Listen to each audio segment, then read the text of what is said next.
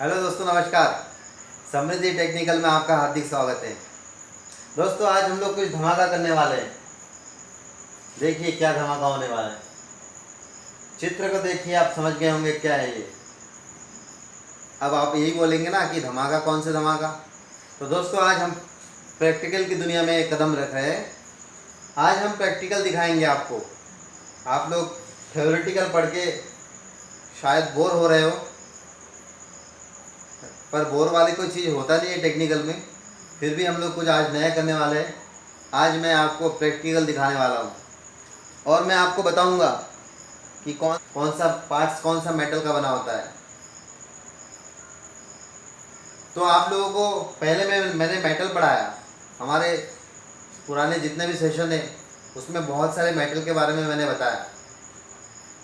बस यही कारण था कि मैं सबसे पहले आपको मेटल पढ़ाया, ताकि अब जो पढ़ाऊँगा वो आपको भली बात ही समझ में आ जाए, आप अच्छे से समझ जाए।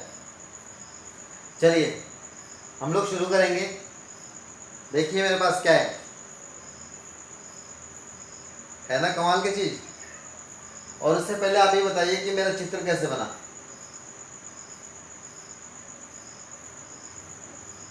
यदि मैंने अच्छा चित्र बनाया हो तो आप लोग कमेंट्स करिए।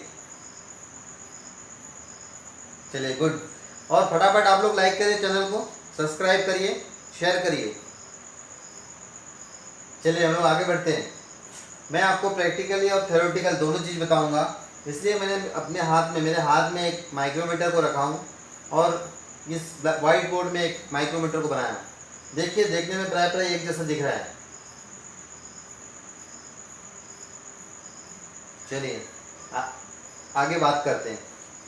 सबसे पहले हम बात करेंगे माइक्रोमीटर का इतिहास, कि माइक्रोमीटर किसने बनाया था। उसके बाद हम बात करेंगे कि माइक्रोमीटर का यूज कहाँ करते हैं। और उसके आगे बात करेंगे कि माइक्रोमीटर का हर एक पुर्जे कौन सा मेटल का बना है, जो कि बहुत इंपॉर्टेंट क्वेश्चन है। और आपको सही आंकड़ा मिलना बहुत मुश्किल होता है। हर जगह कुछ ना कुछ नए नए आंकड़ा रहता है, कुछ नए नए मेटल्स का बताते हैं। लेकिन मैं आपको जो बताऊंगा वो एकदम सटीक आंकड़ा बताऊंगा, क्योंकि ये बहुत ही छानबीन और परखा हुआ आंकड़ा है। तो सबसे पहले आप लोग जान लीजिए कि माइक्रोमीटर का इतिहास जो है वो बहुत ही पुराना है। पर आधुनिक जो माइक्रोमीटर है वो 1848 में जीन पॉलमर ने बनाया था। किसने बनाया था? 1848, 1848, जीन पॉलमर इसने बनाया था 1848 में। लेकिन दोस्तों, आपको पता है कि उससे पहले भी बनाया था किसी ने। ये कहाँ का है? फ्रांस। और फ्रांस की राजधानी कहाँ है? पेरिस। और पेरिस क्यों फेमस है? तो आईफिल टावर है। पेरिस का परफ्यूम दुनिया में फेमस है, आपको मालूम होगा। और भी बहुत कुछ है, लेकिन हम लोग इसमें बात करते हैं, उस दुनिया में ना जाए तो अच्छा है। आगे बात करते हैं कि इसका पुराना और इससे पुराना बैकडेट में कौन बनाया था। इससे भी पुराना बनाया था 1636 में। 1636 में कौन बनाया था? ब्रिटेन का विलियम कोजिन ने। ब्रिटेन आपने सुना होगा, पहले ग्रेट ब्रिटेन हुआ करता था। अखंड ब्रिटेन, ग्रेट ब्रिटेन का मतलब होता है अखंड। उसमें पहले दुनिया के अधिकतर देशों में ब्रिटेन का कब्जा था। जैसे भारत में भी कब्जा था, पाकिस्तान में तो था ही, इस तरह से ऑस्ट्रेलिया में कब्जा था, बहुत सारे देशों में कब्जा था। तो ग्रेट ब्रिटेन बोलते थे उस पूरे को, अखंड ब्रिटेन। तो 1636 में बनाया था विलियम कोजिन ने।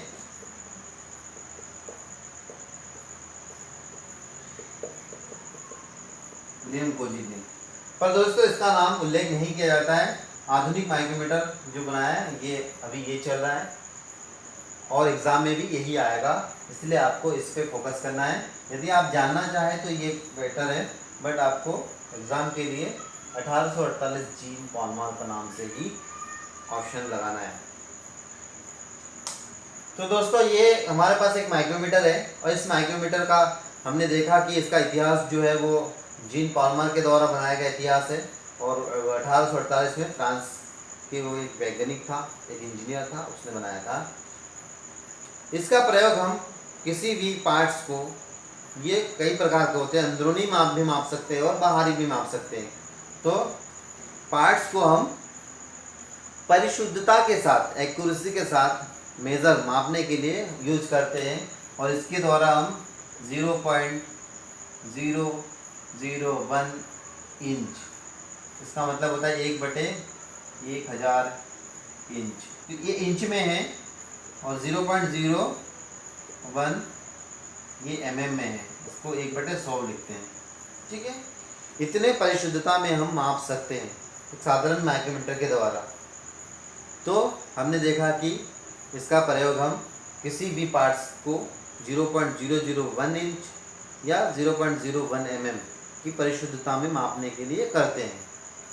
चलिए, यहाँ तक आपको क्लियर है, तो हम आगे बढ़ते हैं। इसके पार्ट्स को हम आपको दिखाते हैं। चलिए, आप लोग भी पार्ट्स को देखते रहिए, क्योंकि मैं कोशिश कर रहा हूँ कि मैक्सिमम पार्ट को खोल के दिखा दिया जाए।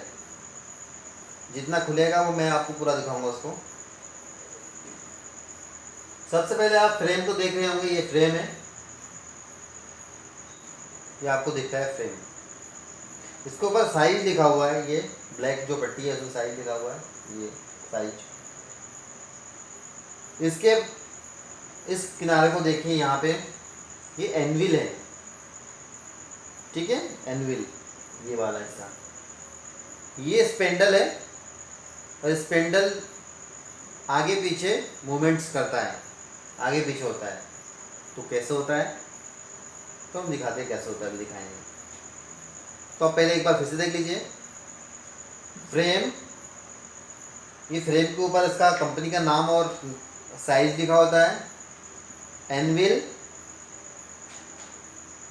ये जो हिस्सा जिसमें ग्रेजुएशन बना हुआ है उसको बोलते हैं बैरल, बैरल या स्लीव, जिसके ऊपर ग्रेजुएशन बना हुआ है, नंबर अंकित है, साइज लिखा हुआ है, उसको बोलते हैं बैरल। और ये है लॉकिंग स्क्रू, इस बाय साइड में प्रेस कर देंगे तो वो लॉक हो जाएगा। ठीक है, तो आपको इतना समझ में आया होगा, फ्रेम या साइज, ये एनविल, ये बैरल। बैरल के सामने एक नट लगा हुआ है, और ये जो स्पेंडल है, ये प्लेन आपको दिख रहा है, ये स्पेंडल है, और इस स्पेंडल के अंदर आप देखिए, यदि आपको दिख रहा होगा तो उसके अंदर आपको थ्रेड दिखेंगे। ठीक है, तो ये नट है और ये बोल्ट है, ये बोल्ट है और ये नट है, तो नट और बोल्ट। और ये जो हिस्सा है, ये आपको ये वाला हिस्सा, थिम्बल वाला हिस्सा, इसमें आप देखिए, इसमें अभी ग्रेजुएशन बना हुआ है 0 से 50, 0 से 50 छोटे छोटे हिस्से में बटा हुआ है। ठीक है, छोटे छोटे हिस्से में बटा हुआ है। तो कितना क्या बना हुआ है उसके बारे में मैं बताऊंगा आगे। पहले तो आप देख लीजिए, ये नट है और ये बोल्ट है। ठीक है ना, तो हमने क्या क्या देख लिया, बैरल भी देख लिया, स्पेंडल भी देख लिया, थिम्बल भी देख लिया, और ये देखिए इसके आगे वाला जो है हिस्सा है उसको बोलते हैं रेचेट स्टार। ये चट आवाज करती है, देखिए।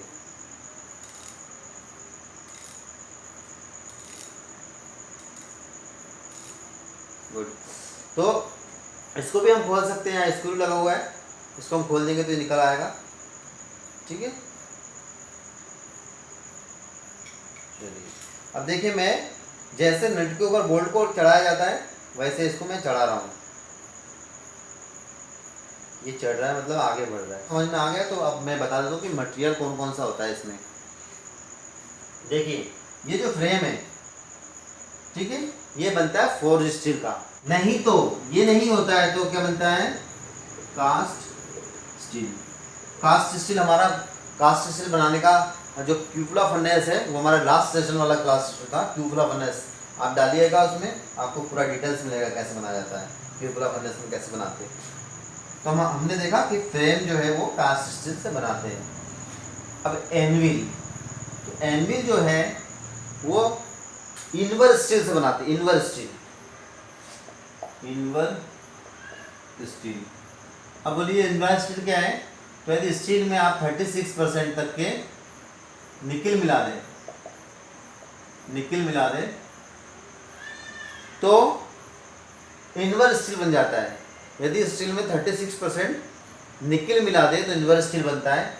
और निकिल का क्या गुण होता है कि उसमें एक तो जंग नहीं लगता, दूसरा उसमें हीट से एक्सपेंशन नहीं होता है। एक्सपेंशन मीन्स फैलता नहीं है, और सिंकेज नहीं होता है, मीन्स सिकुड़ता नहीं है।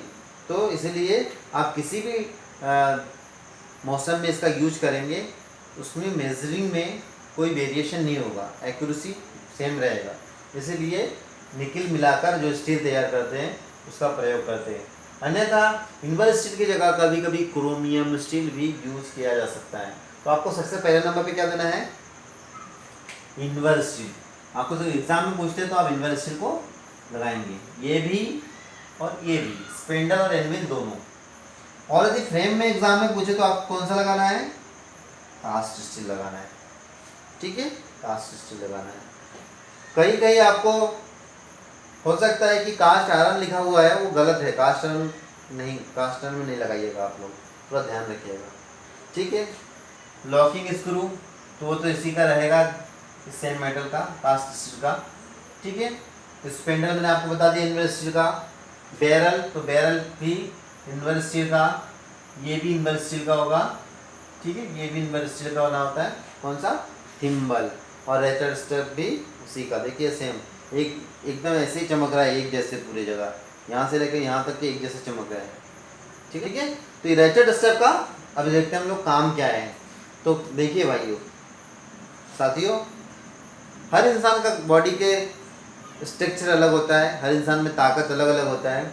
यदि किसी पहलवान को किसी पार्ट्स को मेज़र करने दे दिया जाए, मापने दिया जाए, और आप देखेंगे कि यदि आप उसको दे देते हो और बोलते हो कि इसको माप के आ जाओ, तो यदि रेचर स्टेप का यूज ना करें तो उसका माप और एक आम साधारण इंसान के माप में अंतर हो सकता है। क्यों? क्योंकि उसको ताकत का अनुमान नहीं होता है, वो कितना ताकत लगाए उसको समझ में नहीं आता है। उसने तो सोचा कि मैंने कम लगाया, लेकिन हो सकता है कि वो ज़्यादा ताकत लगा दे। ऐसे में हो सकता है कि उस माइक्रोमीटर का जो माइक्रोन का मान है उसमें वेरिएशन हो सकता है दोनों माप में।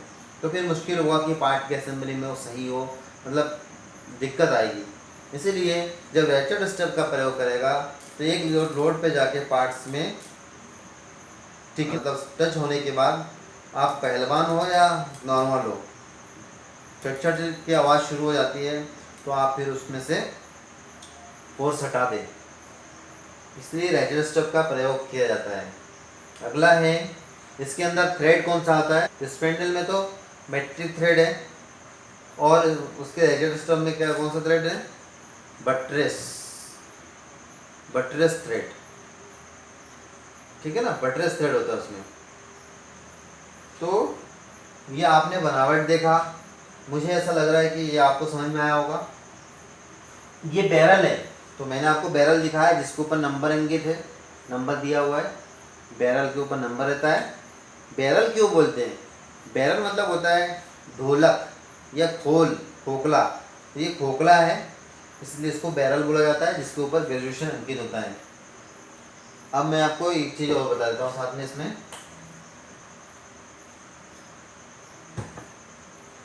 इसके अंदर जो थ्रेड होते हैं ना, उसमें इसका सिद्धांत क्या है, प्रिंसिपल क्या है इसका। तो देखिए, ये स्क्रू का थ्रेड है, यहाँ से लेकर यहाँ तक के इसको पी से दर्शाते हैं। यहाँ से लेकर यहाँ तक के इसे पी से दर्शाते हैं। पी मीन्स पिच, इसको बोलते हैं पिच, है ना। एक धातु से दूसरे धातु के बीच की दूरी पिच होता है। और यदि वो सिंगल स्टड है, अब स्टड क्या है तो ये भी समझ लीजिए कि मान लीजिए किसी नट के साथ बोल्ट का असेंबली है।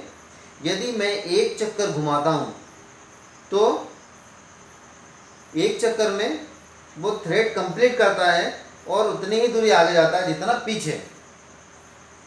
थ्रेड कंप्लीट भी किया और पिच की दूरी तक आगे गया। तो उसे बोलते हैं सिंगल स्टड।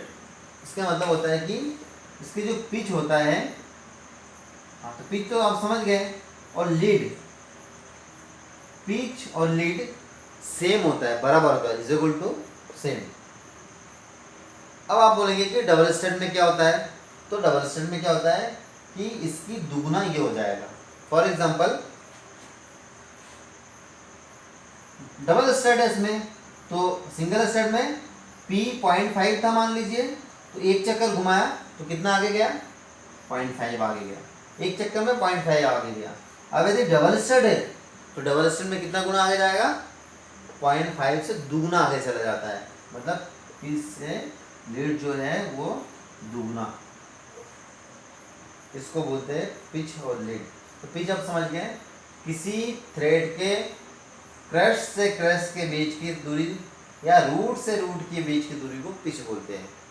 और लीड किसे कहते हैं, एक चक्कर में तय की गई दूरी को लीड कहते हैं। तो सिंगल स्टड में पिच और लीड समान होता है, जबकि डबल स्टड में पिच से लीड दुगना होता है।